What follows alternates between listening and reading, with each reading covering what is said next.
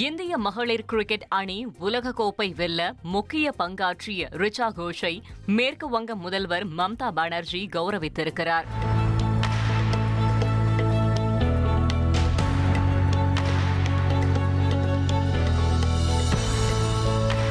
வா மகளே, நீ இந்திய பெண்களின் நம்பிக்கை, மேற்கு வங்கத்தின் எதிர்காலம் என தட்டி கொடுத்த மம்தா பானர்ஜி ரிச்சா கோஷிற்கு டிஎஸ்பி பதவிக்கான உத்தரவை நேரில் வழங்கி சிறப்பித்துள்ளார். உலகக்கோப்பை இறுதிப் போட்டியில் 34 ரன்கள் அடித்து அசத்தியிருந்தார் ரிச்சா கோஷ். அதை என்றும் நிலைத்து நிற்கும் வரலாறாக மாற்ற அவரின் ஒவ்வொரு ரன்னுக்கும் 1 லட்சம் கணக்கு வைத்து 34 லட்சம் ரூபாய் வழங்கியுள்ளது மேற்கு வங்க அரசு. கூடவே தங்க பேட், தங்க பந்து, அந்த மாநிலத்தின் உயரிய விருதான பங்கா பூஷன் விருதையும் வழங்கி பெருமைப்படுத்தியுள்ளனர். இந்த விழாவில் முன்னாள் கிரிக்கெட் கேப்டன் கங்குலி, முன்னாள் கிரிக்கெட் வீராங்கனை ஜூலான் கோஸ்வாமி உள்ளிட்டவர்களும் கலந்து கொண்டு சிறப்பித்தனர்.